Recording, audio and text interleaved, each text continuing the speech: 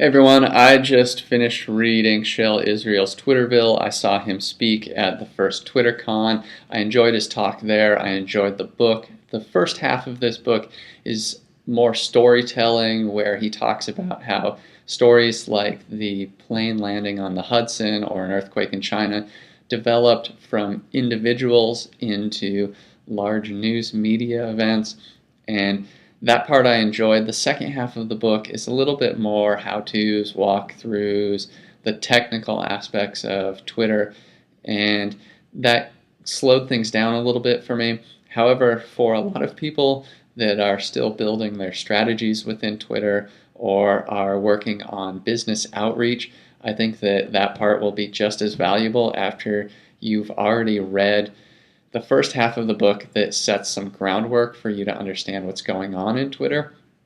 Working in nonprofit marketing, as I do now, I can see this book being highly valuable because a lot of nonprofits don't really know what to do with Twitter yet.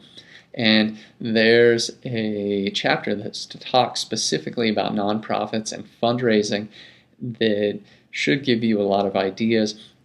In that chapter, there's a model by Beth Cantor. Hopefully you can see that a little bit. It's on page 238, and I think it's 8 steps or so for things that you should do on Twitter. That was highly valuable. It demonstrates to me that even though I follow Beth Cantor now and then, maybe I should read her more closely because that list was really informative.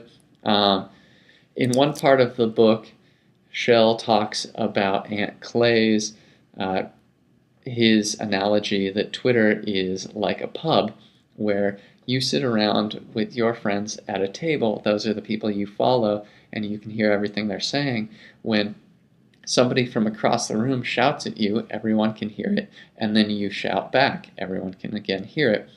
He says that that's kind of how Twitter is. And while I agree, what I often tell people is that Twitter is like going to an event where you don't know anyone. Imagine that every statement or question in every conversation was just listed up on a board on the wall. And you could watch everything as it goes by, see everyone's face attached to it, and then once you find something that interests you, you can go and find that person and talk to them. And all of their friends can hear what you're saying if they choose to respond. Now, I think that that's the way that Twitter works for me. That's the way that it works for a lot of our clients here at Grizzard. One thing that I want to correct from the book, and I'm sure that Shel's already corrected, is he says that when you send a direct message, you put D and then the person's name. So for example, if you want to direct message me, you put D Eric Pradum. That's not correct. It's D space Eric Pradum. I'm sure that he's already corrected that, but I just wanted to make sure that it's out there for all of you so that you don't send a tweet that looks like it starts with a bunch of gibberish.